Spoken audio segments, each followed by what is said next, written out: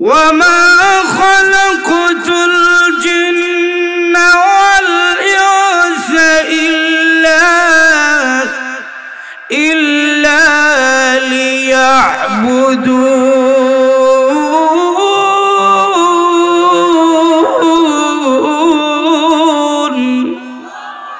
আল্লাহ বলেন আমি আল্লাহ বানানোর কারণ হলো তোমরা আমার ইবাদত করবে। আমি আল্লাহ ছাড়া আর কারো ইবাদত করবে না। আমার ইবাদত করার জন্য আমি আল্লাহ তোমাদেরকে বানিয়েছি।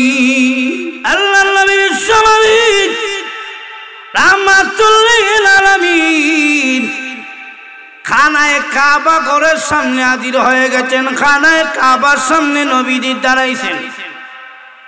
দাঁড়ায় বলেন কাবা ঘরে, ও কাবা, জানি তোর মর্যাদা, তোর সম্মান মর্যাদা অনেক বেশি। কারণ কাবা ঘরের দিকে যেই ব্যক্তি একবার তাকায় মহান আল্লাহ তার উপরে 120টা রহমত নাজিল করে।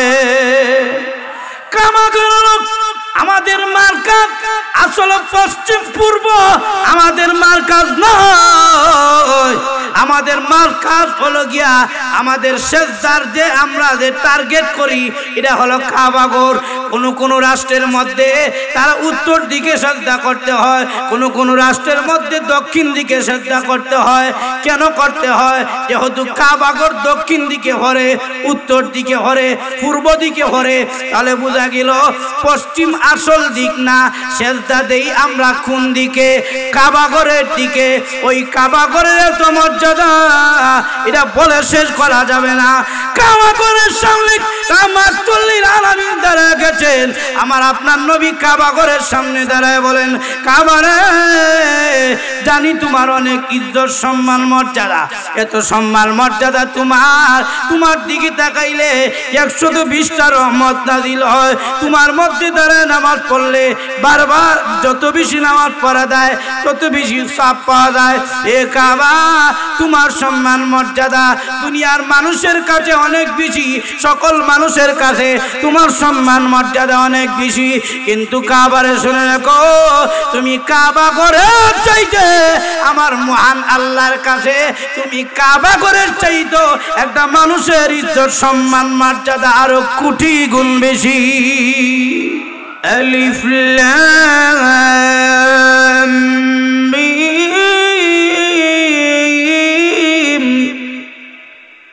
যালিকাল কিতাবু লা রাইবা ফীহি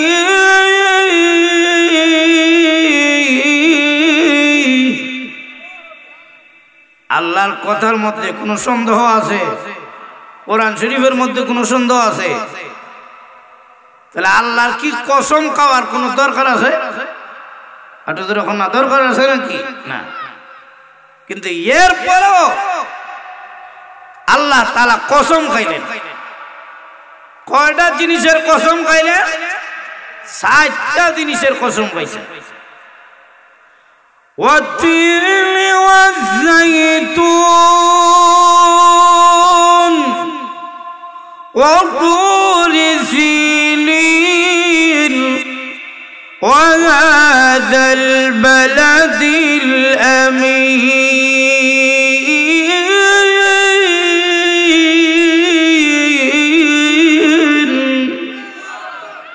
কয়টা জিনিসের কসম খাইলেন? আরো জোরে আওয়াজে বলেন। 60টা জিনিসের কসম খাইছেন। এখন দেখেন 4 জিনিসের কসম খাই আল্লাহ কি বলতেছেন। লাকাদ খালাকনাল ইনসান, আল্লাহ বলেন নিশ্চয় নিশ্চয় নিশ্চয় আমি আল্লাহ মানুষকে বানাইছি। সুবহানাল্লাহ, জোরে বল না। আমাদের বানানোওয়ালাকে আরো জোরে আওয়াজে বলেন। 4 বার কসম খাইলেন। আবার এখানের মধ্যে লাম তাকিদ, কদ তাকিদ, জুমলায়ে তাকিদ 3 বার আল্লাহ নিশ্চয় শব্দ ব্যবহার করলেন। কেন নিশ্চয় শব্দ ব্যবহার করলেন কথাটার গুরুত্ব বোঝানোর জন্য। আল্লাহ বলেন নিশ্চয় নিশ্চয় আমি আল্লাহ মানব জাতিকে সৃষ্টি করেছি। আল্লাহ আমাদেরকে সৃষ্টি করেছেন, এই কথা বলতেছেন। আমাদের বানানেওয়ালা, আমাদের সৃষ্টিকর্তা কে? একটু জোরে হন না। আল্লাহর নাম কইতে কষ্ট লাগে না? জোরে কইলে বাতাস ঢুকে যাইব মুখে দিয়ে। জোরে হন, কে বানাইছেন আমাদেরকে? আরো জোরে বলেন, কে বানিয়েছেন? আল্লাহ ছাড়া কি কোনো বানানেওয়ালা আছে? একটু জোরে হন না।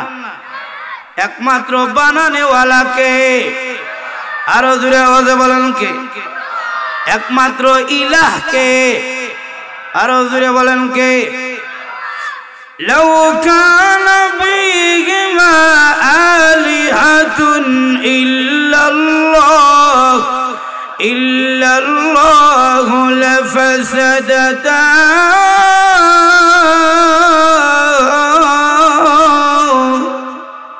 সবাই জুড়ে বলেন তো আমাদের বানানেওয়ালা কয়জন? আরো জুড়ে বলেন। এখানে আল্লাহ বলতেছেন মানুষকে আমি আল্লাহ বানাইছি। আল্লাহ যে বললেন মানুষকে বানাইছেন, শুধু কি মানুষকে আল্লাহ বানাইছেন? মানুষ ছাড়া যত মাখলুক আছে এগুলো বানাইছেন কে? আরো জুড়ে বলেন। কিন্তু আল্লাহ এখানে বলতেছেন নিশ্চয় আমি আল্লাহ মানুষকে বানাইছি। এর অর্থ কি? যত মাখলুক আছে, আসমান জমিন চন্দ্র সূর্য নদ নদী গরু ছাগল কুত্তা বিলাই যা কিছু আছে সবগুলোর বানানেওয়ালাই তো কে? আরো জোরে বলে। তাহলে এখানে আল্লাহ বলতেছেন আমি আল্লাহ মানুষ বানাইছি। এর কারণটা কি? লাকাদ খালাকনাল ইনসান, এই কথার বৈশিষ্ট্যটা কি বলবো আপনাদের সামনে।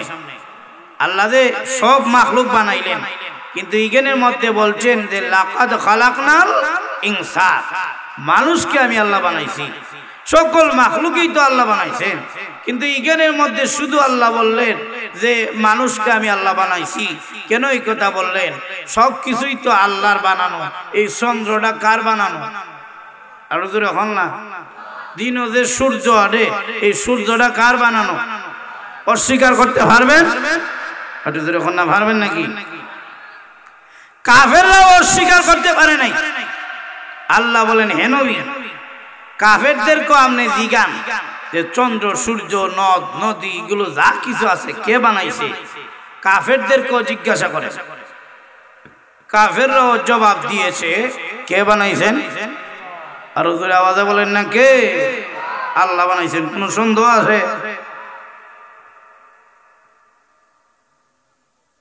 কাফেরদেরকে রাসূল জিজ্ঞাসা বলো তো দেখি কে বানাইছে? তারাও জবাব দিয়েছেন কে বানাইছেন? আল্লাহ।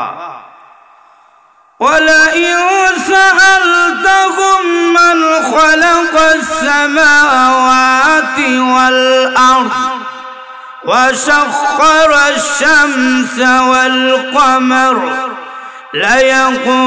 لَيَقُولُنَّ اللَّهُ।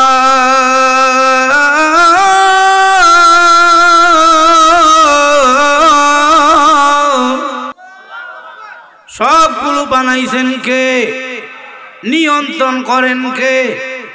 সব কিছু আল্লাহ বানাইলেন। চন্দ্র আল্লাহ বানিয়েছেন, সূর্য আল্লাহ বানিয়েছেন, নদ নদী আল্লাহ বানাইছেন।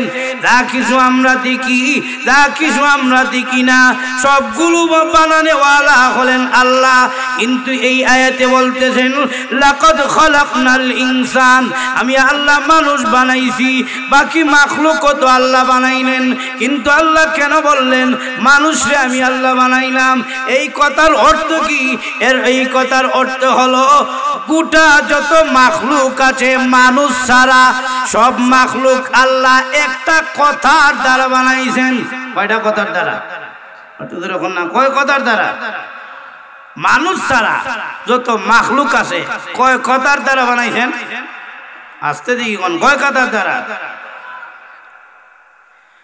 ইন্নামা আমরুহু ইযা আরাদা শাইআন আন يقول له كن فيكون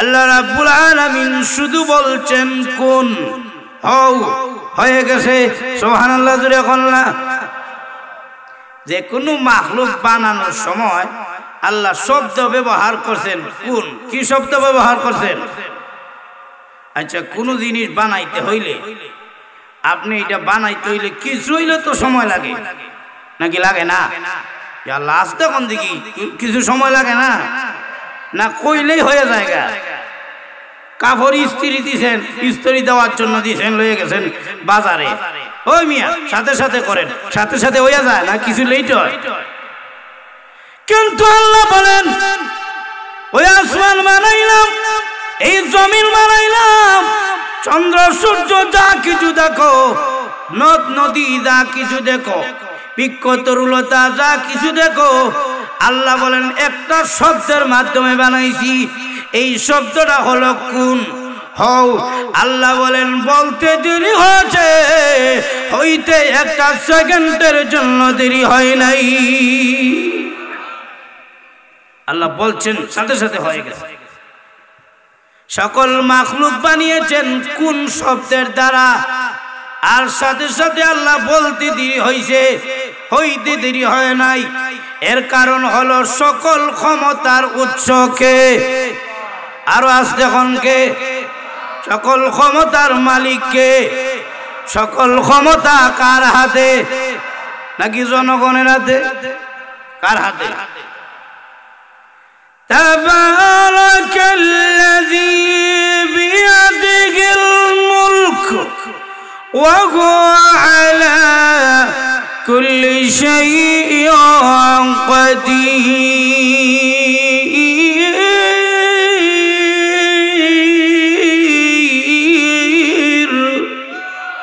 সকল ক্ষমতা কার হাতে বিয়াদিহিল মুলক সব কিছুর মালিক হলেন আল্লাহ সব কিছু বানাইছেন আমারও বানাইছেন আপনারও আল্লাহ বানাইছেন চন্দ্র সূর্য যা কিছু আছে সবগুলো আল্লাহ বানাইছেন মানুষ ছাড়া যা কিছু আছে আল্লাহ সব কিছু বানাইছেন একটা শব্দের মাধ্যমে এই শব্দটা হলো কোন হও আল্লাহ বলতে দেরি হয়েছে হইতে দেরি হয় নাই কিন্তু আল্লাহ বলেন মানুষেরা রে তোমাদেরকে বানানোর সময় আমি আল্লাহ কোন শব্দ দিয়া বানাই নাই খলাকতু বিয়াদাইয়া আমি আল্লাহ নিজ কুদরত দিয়ে হাত দ্বারা তোমাদের মানুষদেরকে আমি আল্লাহ বানাইছি অন্যান্য মাখলুক বানাইছেন কোন কইয়া আর আমরা আল্লাহ কেমনে বানাইছেন কি দ্বারা আল্লাহর নিজের হাত দ্বারা আল্লাহ বলেন লাকাদ খালাকানাল ইনসান মানুষ আমি আল্লাহ বানাইছি সকল মাখলুকই আল্লাহ বানাইছেন কিন্তু মানুষ আল্লাহ বানাইছেন এই কথা বলার কারণ হলো আল্লাহ বলেন আমার হাত দিয়ে আমি আল্লাহ আমার বান্দারে বানাইছি সুবহানাল্লাহ জোরে বল না বেজার হয়ে গেছেন নাকি আমরা হলাম আল্লাহর বানানো তৈরি সবাই জোরে বলেন আল্লাহু আকবার আরো জোরে মুসলমানের আওয়াজে বলেন জোরে বলেন আল্লাহু আকবার এই আওয়াজ দিলে হবে না সবাই জোরে আওয়াজ দিয়ে বলেন আল্লাহু আকবার আমাদেরকে বানাইছেন কে আরো জোরে বলেন সবাই জোরে বলেন আলহামদুলিল্লাহ বেজার হইছেন না খুশি হইছেন এই আল্লাহ যে বানাইলেন আমাদেরকে নিজের হাতে কেন বানাইলেন একটু কইলে লইতেমনি একটু ধরে কোন ওয়ামা খালাকুতুল জিন্না ওয়াল ইনসা ইল্লা লিয়াবুদুন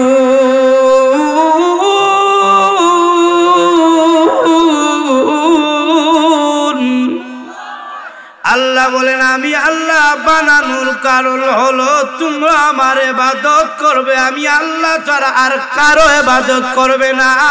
আমার ইবাদত করার জন্য আমি আল্লাহ তোমাদেরকে বানিয়েছি। বানাইছেন কেন? ইবাদতের জন্য। কিন্তু আল্লাহ বানাইছেন কি দ্বারা? আল্লাহর নিজ কুদরতি হাত দ্বারা। আল্লাহর হাত দ্বারা মানুষ বানানো। সবাই জুড়ে বলেন, আল্লাহ আমাদেরকে বানাইছেন কি দ্বারা? কার হাত দ্বারা? আল্লাহর হাত দ্বারা। এই জন্যই মানুষের সম্মান। মানুষ চিন্তা করে তুমি দেখো না, এই যত এই পৃথিবীতে যত মাখলুক আছে, কোন মাখলুকের সম্মান মানুষের চাইতে বেশি নাই। সকল মাখলুকের সম্মান মানুষের ঊর্ধ্বে নাকি নিচে? অথচ না, মানুষকে বলা হয় আশরাফুল মাখলুকাত। কেন বলে? মানুষের সম্মান বেশি। এই জন্য কেন সম্মানিত মানুষকে আল্লাহ কেন সম্মান দিলেন? দেওয়ার কারণ হলো আল্লাহ নিজ হাতে বানানোর কারণে সকল মাখলুকের চাইতে মহান আল্লাহ মানুষের সম্মান বাড়িয়ে দিয়েছে। সকল মাখলুকের চাইতে আমাদের সম্মান মর্যাদা কম না বেশি? অথচ এখন না, ওয়ালাকাদ কাররামনা বানি আদম। আল্লাহ বলেন আদমের সন্তানদেরকে আমি আল্লাহ সম্মানিত করেছি। আদমের সন্তান কারা? এটা তো জানেন না নাকি? আমাদের সবার বাবাকে আসতে কইলেন, আমাদের সবার বাবাকে আদমের সন্তান আমরা না? আল্লাহ বলছেন আদমের সন্তানদেরকে সম্মানিত করেছেন। এর অর্থ হলো মানুষকে আল্লাহ সম্মানিত করেছেন। সুবহানাল্লাহ জোরে বলেন। কেমন সম্মান আল্লাহ দিয়েছেন বলবো? আল্লাহ নবী বিশ্বনবী রাহমাতুল লিল আলামিন খানায়ে কাবা ঘরের সামনে হাজির হয়ে গেছেন। খানায়ে কাবার সামনে নবীজি দাঁড়াইছেন। দাঁড়ায় বলেন, কাবা ঘরে, ও কাবা, জানি তোর মর্যাদা, তোর সম্মান মর্যাদা অনেক বেশি। কারণ কাবা ঘরের দিকে যেই ব্যক্তি একবার তাকায়, মহান আল্লাহ তার উপরে 120টা রহমত নাজিল করে। তাহলে কাবা ঘরের সম্মান মর্যাদা আছে কিনা নাই? আটুদের এখন আছে কিনা নাই? আমরা যে পশ্চিম দিকে সেজদা দেই, এটা কোন ঘরের দিকে সেজদা দেই? আটুদের এখন না। কাবা ঘর আমাদের মার্কাজ, আসলে পশ্চিম পূর্ব আমাদের মার্কাজ নয়। আমাদের মার্কাজ হলো গিয়া আমাদের সেজদার যে আমরা যে টার্গেট করি, এটা হলো কাবা ঘর। কোন রাষ্ট্রের মধ্যে তারা উত্তর দিকে সেজদা করতে হয়, কোন রাষ্ট্রের মধ্যে দক্ষিণ দিকে সেজদা করতে হয়। কেন করতে হয়? যেহেতু কাবা ঘর দক্ষিণ দিকে হরে, উত্তর দিকে হরে, পূর্ব দিকে হরে, তাহলে বোঝা গেল পশ্চিম আসল দিক না। সেজদা দেই আমরা কোন দিকে? কাবা ঘরের দিকে। ওই কাবা ঘরের এত মর্যাদা, এটা বলে শেষ করা যাবে না। কাবা ঘরের সামনে রাহমাতুল লিল আলামিন দাঁড়ায় গেছেন। আমার আপনার নবী কাবা ঘরের সামনে দাঁড়ায় বলেন, কাবা রে, জানি তোমার অনেক ইজ্জত সম্মান মর্যাদা। এত সম্মান মর্যাদা তোমার দিকে তাকাইলে 120টা রহমত নাজিল হয়। তোমার মধ্যে দাঁড়ায় নামাজ পড়লে বারবার যত বেশি নামাজ পড়া যায় তত বেশি সওয়াব পাওয়া যায়। এ কাবা, তোমার সম্মান মর্যাদা দুনিয়ার মানুষের কাছে অনেক বেশি, সকল মানুষের কাছে তোমার সম্মান মর্যাদা অনেক বেশি। কিন্তু কাবারে শুনে রাখো, তুমি কাবা ঘরের চাইতে আমার মহান আল্লাহর কাছে তুমি কাবা ঘরের চাইতে একটা মানুষের ইজ্জত সম্মান মর্যাদা আরো কোটি গুণ বেশি। মানুষের কাছে কাবা ঘরের সম্মান বেশি, কিন্তু আল্লাহর কাছে কাবা ঘরের চাইতেও মানুষের সম্মান মর্যাদা বেশি। না আসতে কইবেন সুবহানাল্লাহ। কাবা ঘরের সম্মান আমাদের কাছে কম না বেশি? আসতে কইতেছেন দেখি জোরে এখন না, কম না বেশি? কিন্তু আল্লাহর কাছে কাবা ঘরের চাইতেও মানুষের সম্মান বেশি। ইয়া আল্লাহ জোরে কইতেন না। এই জন্য কাবা ঘর যদি কেউ ভাঙে, মসজিদ যদি কেউ ভাঙে, সেই এমন ঘর ভাঙলো যেই ঘর ইব্রাহিম নবী আর ইসমাইল নবী বানাইছেন, যেই ঘর মানুষ বানাইছে ওই ঘর ভাঙলো। মসজিদ যদি ভাঙে, এটা তো আল্লাহর বানানো মসজিদ ভাঙে নাই, মানুষে হাত দিয়া ভাঙছে আর বানাইছেও মানুষে। তাহলে কোন মসজিদ ভাঙলে এটা এমন ভাঙলো, এটা এমন ঘর ভাঙলো, ভাঙ্গে ফেললো যেই মসজিদ মানুষে বানাইছে। কিন্তু আল্লাহ বলেন কোন মানুষ যদি মানুষের গায়ে আঘাত করে, কোন মানুষ যদি মানুষকে কষ্ট দেয়, এমন জায়গায় আঘাত করলো, এমন জায়গায় কষ্ট দিল যেই ঘর এবং যেই মানুষকে আমি আল্লাহ বানিয়েছি। বুঝছেন বিষয়টা নাকি? একটু তো না বুঝতে পারছে? কাবা ঘর বানাইছেন কে? আল্লাহ, আল্লাহ বুঝে বানাইছেন। আল্লাহ আল্লাহ তাআলার নামে বানাইছেন নাকি? বানাইছেন তো ইব্রাহিম নবী আর ইসমাইল নবী কাবা ঘর বানাইছেন। এটা যদি কেউ ভাঙে, ভাঙতে তো পারবে না নাকি? পারবো নাকি? আল্লাহ জোরে হন না, কাবা ঘর ভাঙতে পারবো? কারণ মুসলমান এমন জাতি যারা তাদের জীবনের চাইতে মসজিদ মাদ্রাসাকে কোটি গুণ বেশি ভালোবাসে। নাকি কম ভালোবাসি আমরা? বেশি ভালোবাসি। তো কোন মানুষ যদি কাবা ঘর ভাঙে, এটা এমন একটা ঘর ভাঙলো যেটা ইব্রাহিম আলাইহিস সালাম ইসমাইল আলাইহিস সালাম বানাইছেন। কিন্তু কোন মানুষ যদি মানুষের গায়ে আঘাত করে, কষ্ট দেয়, এমন জায়গায় আঘাত করলো যেই জায়গা বানাইছেন কে? আল্লাহ। কি দ্বারা বানাইছেন? না কি দ্বারা? আল্লাহর নিজ হাত দ্বারা। কত সম্মান চিন্তা করেন মানুষের। বুঝতে পারছেন বিষয়টা? কত সম্মান দিয়েছেন। এই জন্য মানুষের এত ইজ্জত, এত সম্মান আল্লাহ দিয়েছেন। ওই মানুষ যদি আল্লাহরে ভালো কইরা ডাক দে, মানুষ আল্লাহকে যদি পরিপূর্ণ বিশ্বাস রেখে যদি আল্লাহরে ডাক দে, আল্লাহ, সবাই একবার ডাক দেন, জুড়ে বলেন ইয়া আল্লাহ। মুসলমানের আওয়াজে জুড়ে বলেন ইয়া আল্লাহ। আরো জুড়ে দে, সবাই মিলে ডাক দেন ইয়া আল্লাহ। আল্লাহ বললেন বান্দা বান্দি দলে, তোমরা যখন একবার আমি আল্লাহরে ডাক দাও, তোমাদের জবানের এত মূল্য, তোমাদের মুখের কথার এত মূল্য। তোমরা যখন একবার আমি আল্লাহরে ডাক দাও রে, খাঁটি ভাবে একবার ডাক দিতে দেরি হয়, তোদের ডাকে আমি আল্লাহ একবার দুইবার না 70 বার জবাব দিয়ে থাকি। মানুষের কথারও একটা মর্যাদা আছে নাকি নাই? নাই? মানুষ যদি সম্মানী হয়, তার কথা রেকর্ড হয়, সম্মানী মানুষের কথা রেকর্ড হয়।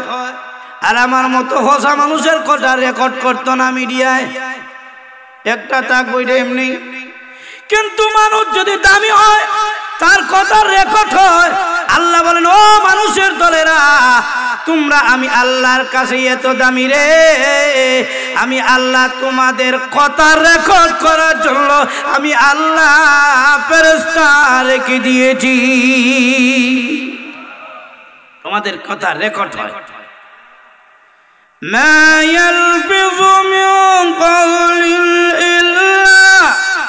ইল্লা লাদাইহি রাকীবুন আতীদ।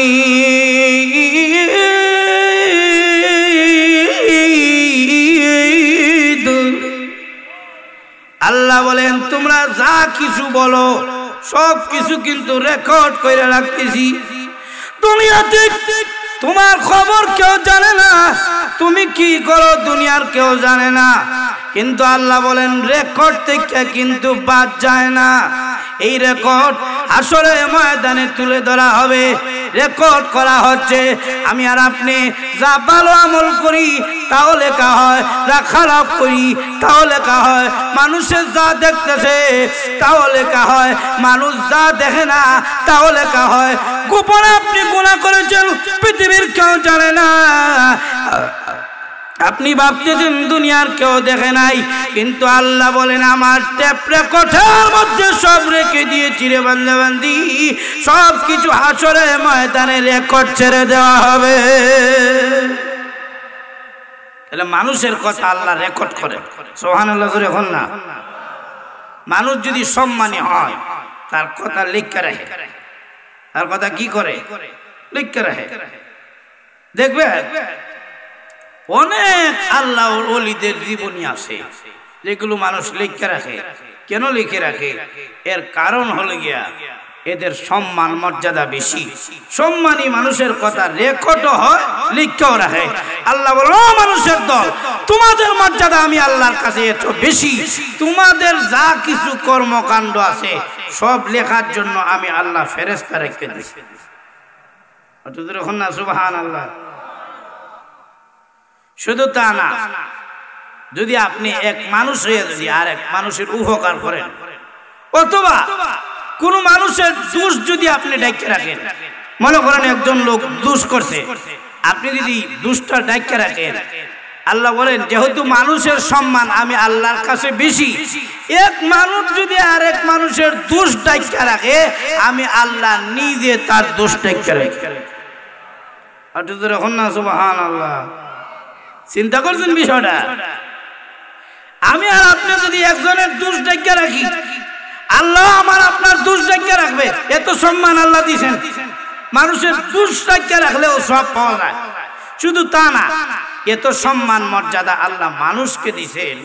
আল্লাহ নবী রাহমাতুল লিল আলামিন একটা ইহুদির লাশ দেখিয়া, ইহুদির লাশ নিয়ে যাচ্ছে, নবীজিও বোয়া, সাহাবায়ে কেরামও বসা। ইহুদির লাশ যখন নিয়ে যায়, নবীজি ইহুদির লাশ দেখে দাঁড়ায় গেছেন। এমনি সাহাবায়ে কেরাম বলেন ইয়া রাসূলুল্লাহ আপনি কেন দাঁড়ায় গেলেন, কারণটা কি? এটা তো ইহুদির লাশ, দাঁড়াইলেন কেন? রাসূল বলেন ইহুদির সম্মানে আমি দাঁড়াই নাই, দাঁড়াইছি মানুষের সম্মানে। যখন না সুবহানাল্লাহ।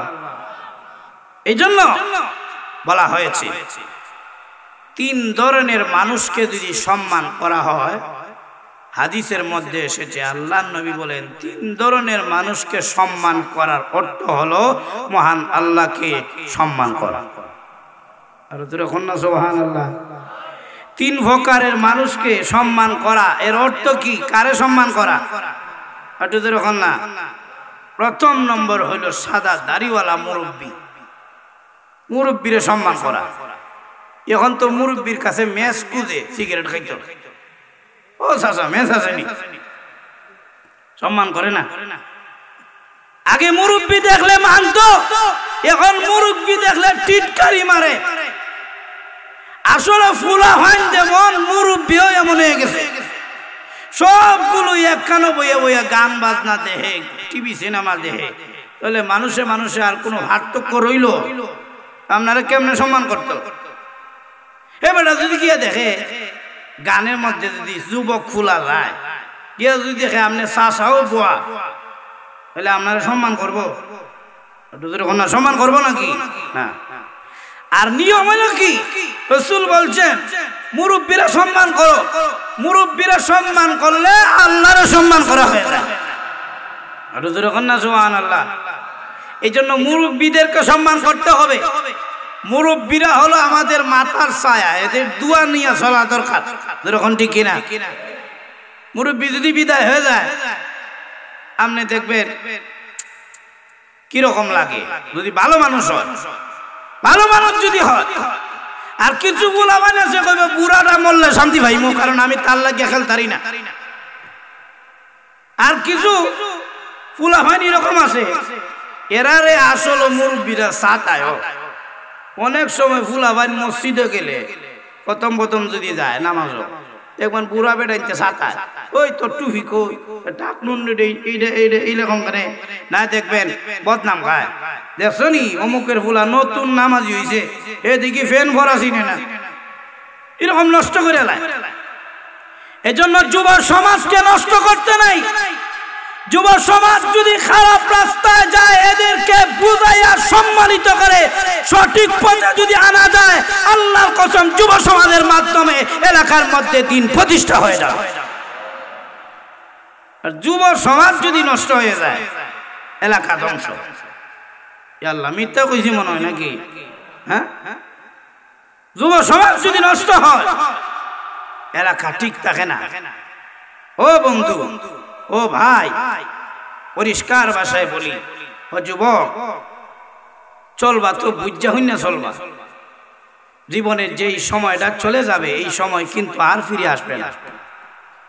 ঘুমাইয়াই যে জীবনটা তুমি কাটাই দিবা, যেই সময়টা আজকে যে আমি ঘুমাইব, কালকা কি ভোরের দিন রাত্রিতে আগের দিন রাত্রের ঘুম পাওয়া যাইব?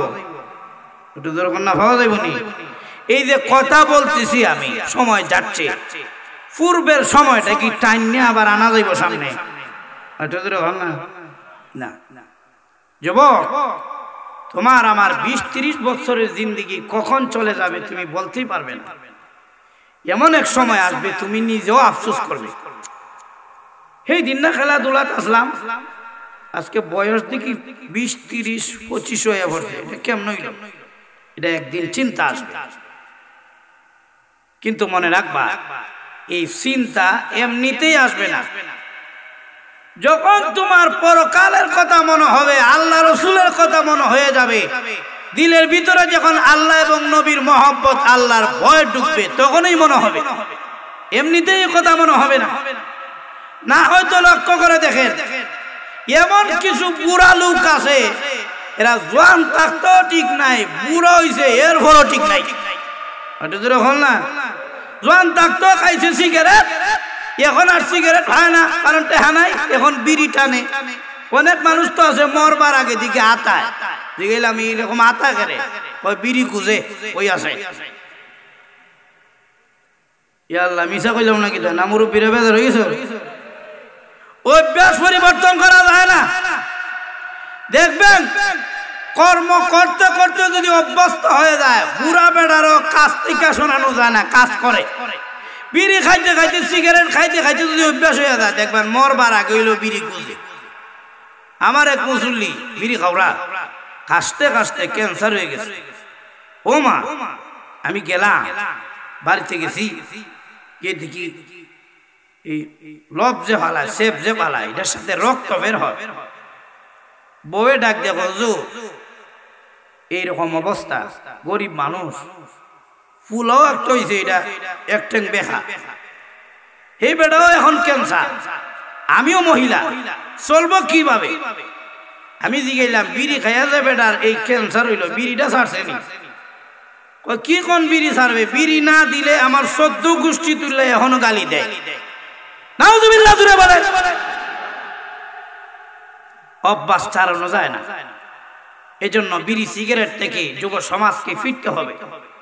তোমরা যারা রোজা রাখো যুবক ভাই, রোজার দিনও তো নাকি তোমরা বিড়ি সিগারেট খাও। আল্লাহ কোন খান নাকি? মুরব্বীরা মনে খান, কারণ যারা মুরব্বী হয়ে গেছেন, খাইতে খাইতে অভ্যাস হয়ে গেছে, রোজা মাসেও তো খান নাকি? রোজা রাখা ফরজ আর বিড়ি খাওয়া এটা সুন্নত, খান নাকি? তাহলে বুঝা যায়, চেষ্টা করলে সব পারা যায়, কিন্তু সাহায্য করবেন তখন কে? আরো জোরে বলে, টার্গেট নেন, নিয়ত করেন, ছেড়ে দিবেন, দেখবেন আল্লাহ সাহায্য করবেন। কারণ বান্দার যেখানে গিয়া ক্ষমতা শেষ হয়, সেখানে আল্লাহর মদদ শুরু হয়ে যায়। এই জন্য যে বিষয়টা বলতে চাই, ও যুবক ভাইরা, আসো, সঠিক লাইনে ফিরে আসো। এই জিন্দেগির মধ্যে শান্তি নাই। মনে রাখবা, এই দুনিয়ার মধ্যে তোমার মা বাবার চাইতে আলেম ওলামা তোমার সব চাইতে বেশি দরদি। কারণ মা বাবা একদিন তোমারে ভালো রাস্তায় দেখে, আরেকদিন মা বাবা খারাপ রাস্তায় নিয়ে যায়। কারণ এমন কিছু মা বাবা আছে সন্তানরে সুদ খাওয়া শিখায়া যায়, সন্তানরে হারাম রাস্তা শিখায়া যায়। এমন কিছু মা বাবা আছে ঈদও নামাজ পড়ে না, বাচ্চারাও নামাজে দেয় না, একবার বাচ্চারে ভালো রাস্তায় টানে নিজেই তাকে খারাপ রাস্তায়। তাহলে বোঝা যায় মা বাবাও নিজের ভালো মন্দ বুঝে না, তোমার ভালো মন্দ বুঝবো কিভাবে? এরা নিজেরাই ভালো মন্দ বুঝে না। এই জন্য বলতে চাই আলেম ওলামা হলো কি আমার আপনার উম্মতের সবচাইতে বড় দরদি হলো আলেম ওলামা। আলেম ওলামা কোন মানুষকে জীবন থাকতে খারাপ রাস্তা দেখায় দিবে না। হন না কত আলেম মায়ের খাইলো। আচ্ছা নবীও তো মায়ের খাইছেন নাকি খাইছেন না? খাইছেন না? সাহাবায়ে কেরামও মায়ের খাইছেন, কিন্তু নবী রাসূলগণ সাহাবায়ে কেরামগণ হক রাস্তা থেকে দ্বীনের দাওয়াত কি ছাইরা দিছিলেন? না ছাইরা দিছিলেন না, ছাড়েন নাই তারা। কারণ দরদ বেশি উম্মতের জন্য। আলেম ওলামাও যুবক ভাইদের জন্য বিশেষ করে দরদ বেশি। কারণ যুবকরা যদি ঠিক হয়ে যায়, সমাজ ঠিক হয়ে যায়। কোনো কোনো এলাকা আমি মাঝে মাঝে এরকম দেখি যুবকে বইরে গেছে গা মসজিদ। এর কারণ কি? বলে যুব সমাজের চরিত্র ঠিক। আজকে আমরা এই মোবাইল এবং গেম, এই যে ফ্রি ফায়ার আর আরেকটা কি পাবজি, এগুলার মাধ্যমে আজকে যুবতীরও চরিত্র নষ্ট হচ্ছে। ও বন্ধু, ও যুবক ভাই, আমি তোমাকে বলতে চাই এই যে ফ্রি ফায়ারে তোমার জীবনটা কাটায় দিচ্ছ, আল্লাহর কসম মৃত্যুর আগে ক্যান্সার হওয়ার সম্ভাবনা আছে। না দেখবেন বেশিক্ষণ খেল থাকতেন না, বুকে বেদনা উঠে যাইব, চেহারা কালো হয়ে যাবে। আর মা বাবার কথা আপনি শুনবেন না। মা যদি ওই ভুলাইয়া ভাত খাইয়া যা, খালি খেলস, আপনি ডাক দিয়ে এখন খাইতাম না। আপনি দেখবেন খেলার নিশা লাগছেন, রাস্তা দিয়ে হাইটে হাইটে খেলে যায়, রাস্তা থেকে হইরা যাইতেছে কে নিচে খবর নাই, ব্রিজে দাঁড়াইছে খেলতেছে, এই মাইরে রে দইলে রে আকবা পিচ্চা কাছে দিয়ে আলেম যায়। আচ্ছা আলেম যাইলে মোবাইলটা পিছনে নিয়া উচিত তো ছিল সম্মান কইরা সালাম দেওয়া নাকি?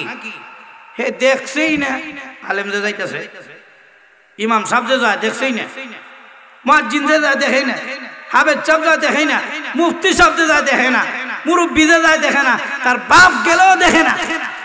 এমন নিশা লাগছে খেলা। মানে তোমার জীবনের মূল্যটা তুমি কি বুঝলা? গেমের মধ্যেই তোমার জীবন হয়ে লইছো নাকি? এই গেমওয়ালারা তোমার জীবন দিছে নাকি আল্লাহ দিছে? কাটাইতেছো কই জীবন?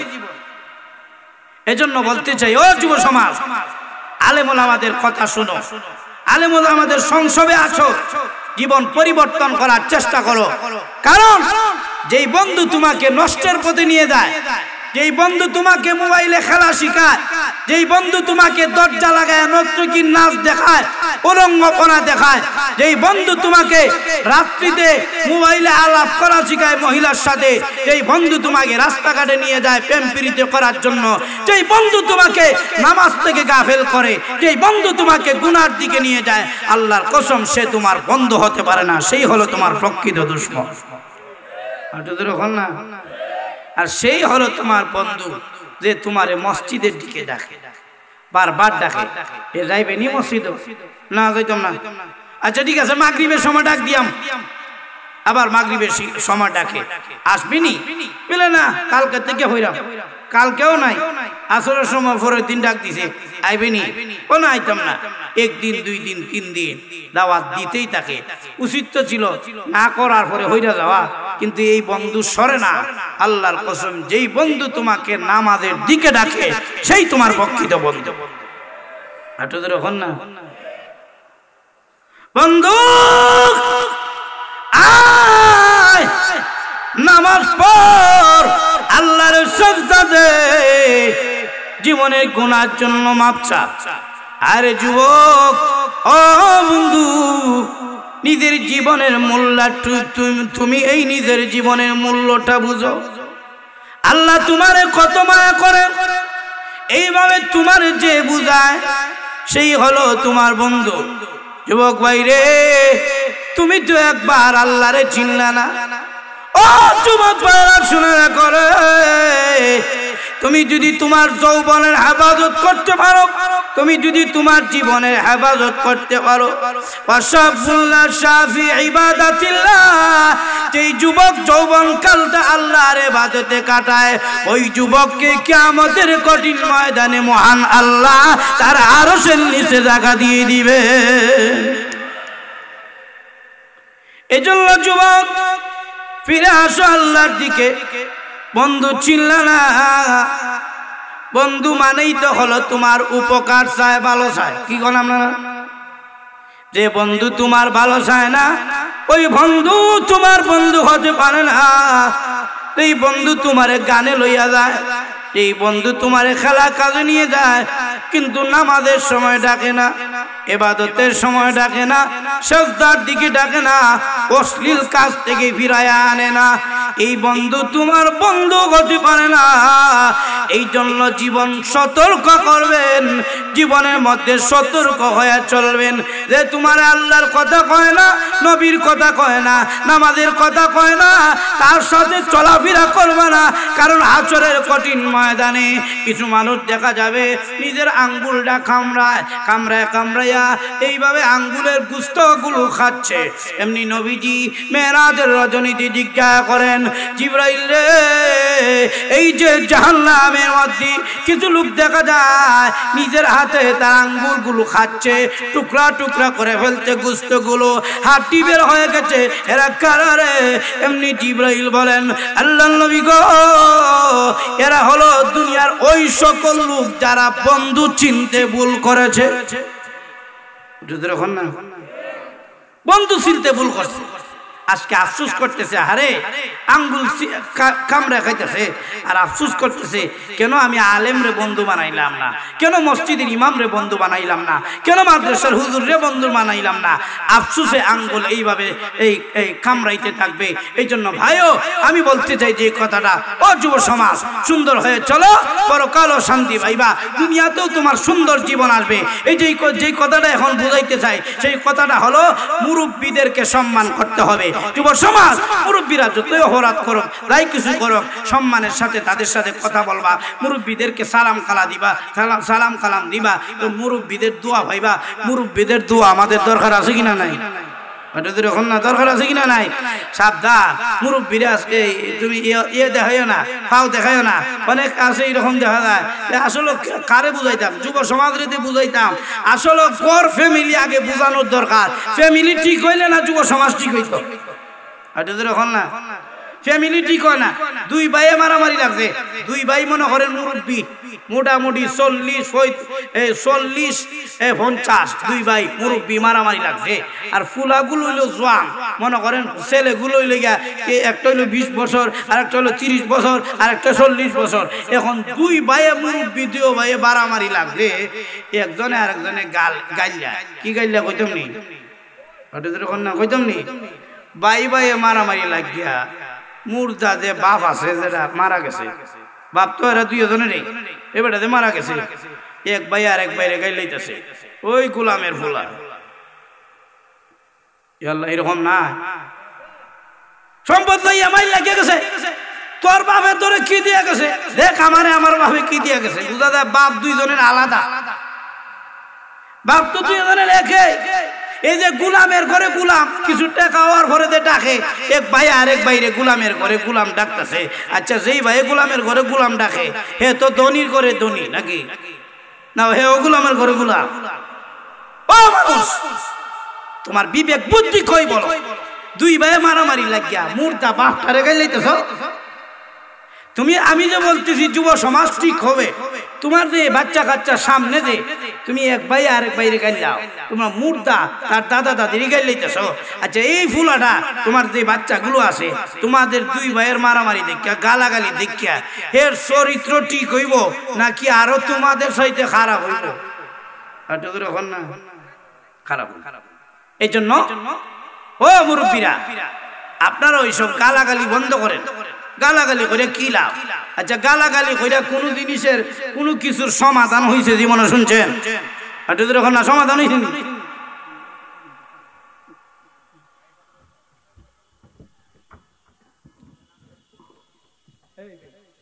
করতে হবে কি হবে না? লক্ষ্য করে দেখেন, মুরব্বীরে সম্মান করলে কাকে সম্মান করা হয়? আরো জোরে হন না। হযরত আবু বকর সিদ্দিক রাদিয়াল্লাহু তাআলা রাস্তা দিয়ে যাচ্ছে।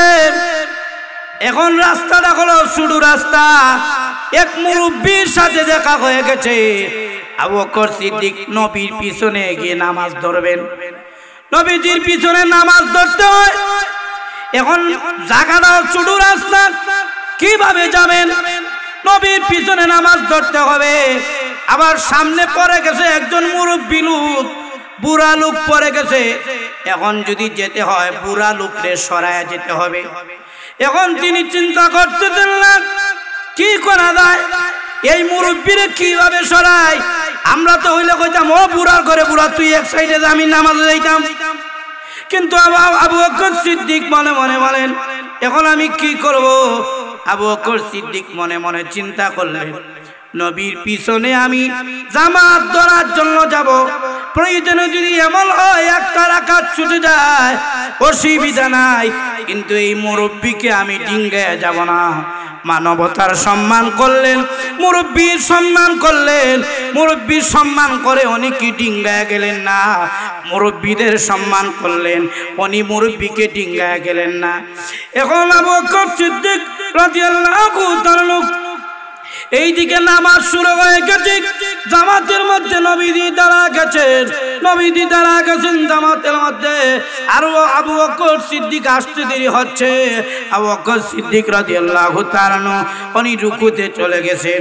রুকুতে চলে যাওয়া মাত্রই জিবরাইল হাজির হয়ে বলেন, ইয়া রাসূলুল্লাহ, ইয়া হাবিবাল্লাহ, আল্লাহর নবী রুকু থেকে মাথা উঠাবেন না যতক্ষণ পর্যন্ত আবু বকর সিদ্দিক জামাতে এসে শরীক না হবে, ততক্ষণ পর্যন্ত আপনি নবীজি রুকু থেকে মাথা উঠাবেন না। কত সম্মান আল্লাহ রাব্বুল আলামিন দিয়েছেন। শুধু তা না, নবীর একজন সাহাবী, ওনাকে বলা হয় রাইসুল মুফাসসিরিন, ওনার নাম হলো আব্দুল্লাহ ইবনে আব্বাস রাদিয়াল্লাহু তাআলা। ওনার নাম হলো আব্দুল্লাহ, আর ওনার বাবার নাম হলো আব্বাস। ওনার নাম হলো হযরত আব্দুল্লাহ ইবনে আব্বাস রাদিয়াল্লাহু তাআলা। উনি বলেছেন, মানুষের উপকার করলে এত সহজ হয়, এত উপকার করলে এত সহজ হয়। কোন মানুষ যদি একটা মানুষের উপকার করে, কোন মানুষ যদি একটা মানুষের উপকার করার জন্য কিছু সময় কষ্ট করে, এক মুসলমান ভাই যদি আরেক মুসলমান ভাইয়ের ইজ্জত দিয়ে যদি তাকে সম্মান করে অথবা তার যদি উপকার করে, একটু সময় এক মুসলমান আরেক মুসলমানের উপকার করলে মদিনার মসজিদে 10 বছর নফল ইতিকাফের সব পাওয়া যায়। আগাইবান আগাইদান আগাইদান, একটু মেহরবানি করে সামনে আসেন। উঠাউটি করেন না, প্রধান অতিথি আয়া পড়ছেন, আপনারা উঠছেন না, আয়া বলেন সামনে আসেন না, সামনে কষ্ট করিয়া। আল্লাহ, মানুষও রাস্তাঘাটে আছে, আয়া করলে তো এরপর জায়গা হইতো না, সামনে আয়া পড়েন।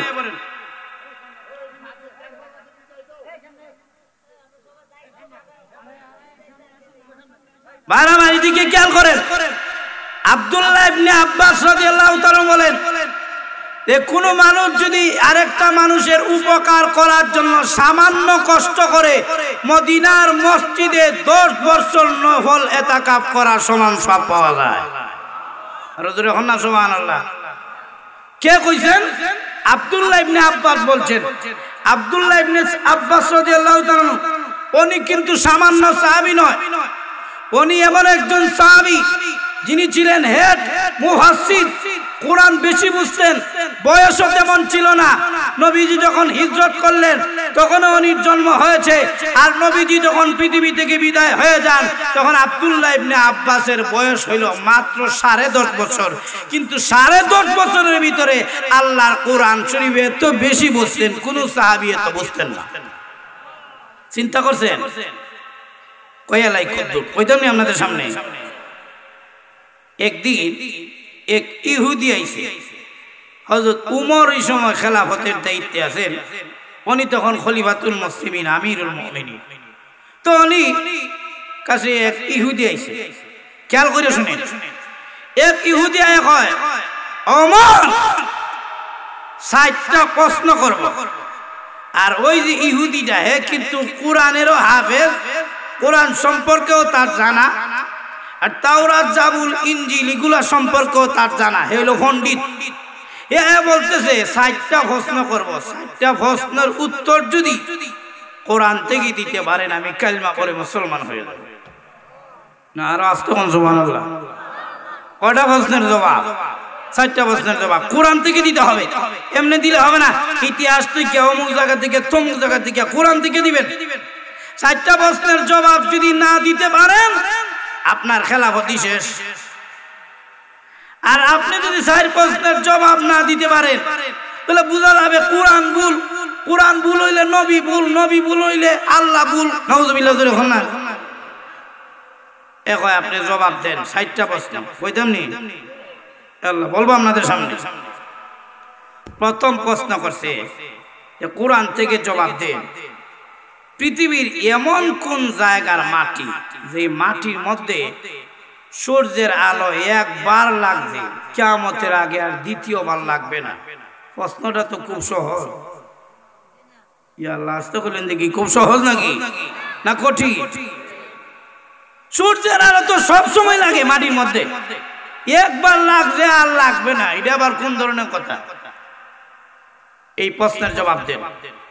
2 নম্বর প্রশ্ন করলো, এমন কোন কবরস্থান আছে যে কবরস্থান তার মুর্দারে লইয়া ঘুরছে?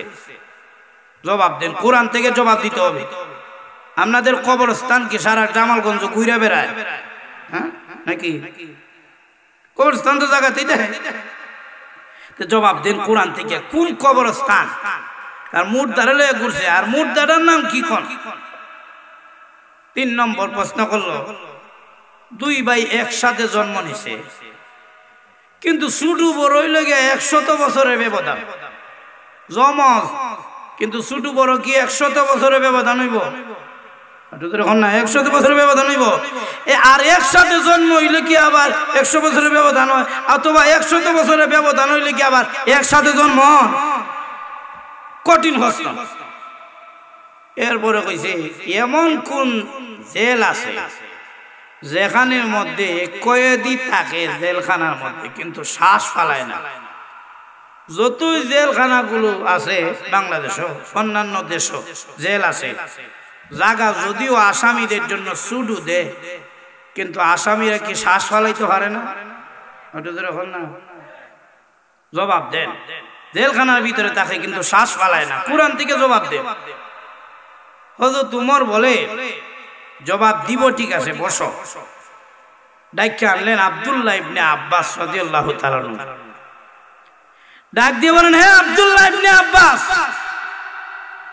জবাব দাও। এই 60টা প্রশ্নের জবাব তুমি দিয়ে দাও। সুবহানাল্লাহ জোরে বলেন। অথচ বয়স কম, কোরআন থেকে জবাব দিবা। এখন আব্দুল্লাহ ইবনে আব্বাসের বয়স হয়তো 20-25 বছর হবে, কিন্তু তিনি হইলেন কে হেড মুফাসসির, তিনি কোরআন বেশি বুঝেন। আর উমর বলতেছেন আব্দুল্লাহ ইবনে আব্বাস এই ইহুদির প্রশ্নের জবাব দিয়ে দাও। এই যে 60টা প্রশ্ন, আব্দুল্লাহ ইবনে আব্বাস রাদিয়াল্লাহু তাআলা 60টা প্রশ্ন শুনলেন। আর আব্দুল্লাহ ইবনে আব্বাসকে হযরত উমর জিজ্ঞান, ও আব্বাস, ও আব্দুল্লাহ, হারবানি 60টা প্রশ্নের জবাব দিতে? আব্দুল্লাহ ইবনে আব্বাস বলেন, ফার্মু মানি টুটের মধ্যে লাগিয়ে রয়েছে। সুবহানাল্লাহ বাড়িতে কইেন আর ওদের এখন না সুবহানাল্লাহ। প্রথম প্রশ্ন করেছিল, হে ইহুদি, প্রশ্ন করছিল, প্রথম প্রশ্ন, হে ইহুদি, যে এমন কোন জায়গা যেখানের মধ্যে সূর্যের আলো লাগবে একবার আর লাগবে না কিয়ামতের আগে? এই জায়গাটা কোনটা? হযরত মূসা আলাইহিস সালাম তার সঙ্গী লইয়া, সাহাবায়ে কেরাম লইয়া 6 লক্ষ সাথে নিছেন সাহাবী। আল্লাহ জানায় দিলেন, মূসা নবী আপনি হিজরত করেন। মূসা নবীকে আল্লাহ বললেন, হে মূসা নবী, মুরগে যখন ডাক দিব মুরগে, এই সময় আপনি হিজরত করেন। মুরগে ডাক দেয় তো তাহাজ্জুদের আগে। এই খবর গিয়া শয়তান পৌঁছে লইছে ফেরাউনের কাছে। যে মুরগে ডাক দিলেই তো মুসা নবী তার বাহিনী লইয়া উম্মত লইয়া ভাগবো, এখন তো আর তাদেরকে ধরতে পারবেন না। যেই মাত্র এই খবর দিছে ফেরাউনের কাছে, ফেরাউন তো রেডিও রয়েছে যে মুরগের ডাক দিলেই তার সেনাবাহিনী চতুর্দিকে থাকবে আর ঘেরাও করে ফেলবে, আর যেতে পারবে না।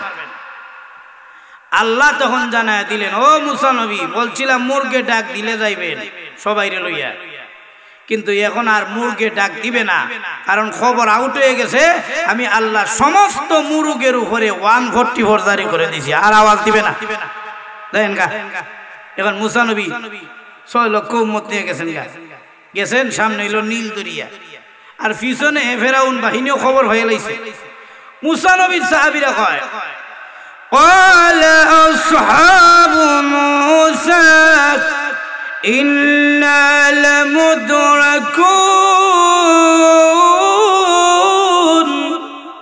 ও মুসা নবী, পিছনে লেগে ফেরাউন বাহিনী, সামনে হইল সাগর, সাগর তো আর সামনে যাওয়া যাইব না। ও মুসা নবী, এখন বাঁচবো কিভাবে? হুজুর এসে পড়েছেন, আর উত্তর দেওয়াত নাই, এখন দেওয়াত গেলে সময় যাইব। আমারও অবস্থা ভালো না, কলার প্রায় মোটামুটি 4-5 দিন হয়ে গেছে ভাঙ্গা। আল্লাহ তাআলা এই মাহফিলে কবুল করুন, আল্লাহ তাআলা এই মাদ্রাসারে কবুল করুন। ও যুবক ভাই, ও এলাকাবাসী, সবাই আসেন তো মাদ্রাসার সাথে। এরকম ইনশাল্লাহ কইলইব নি, জোরে কোন এমন আসতে কোন বোঝা বেটেন দেউ নে লাইব, শরম লাগে। সবাই বলেন ইনশাআল্লাহ, আরো জোরে বলেন ইনশাআল্লাহ। এটা আমার নিয়মও নাই, হুজুরে বইয়া রাখিয়া গাও, যে কোনো হুজুরে আসলে এটা নিয়ম না যে ওয়াজ চালায় যাওয়া। আল্লাহ তাআলা এই মাদ্রাসাকে কবুল করুন, আপনাদের মাহফিলকে কবুল করুন। আল্লাহ তাআলা আমাদের প্রত্যেককে পরকালের জিন্দেগির ব্যাপারে চিন্তা ভাবনা করে চলাফেরার তৌফিক দান করুন। সবাই বলি আমিন। ওয়া আখির দাওয়াহুম আলহামদুলিল্লাহি রাব্বিল আলামিন। আসসালামু আলাইকুম।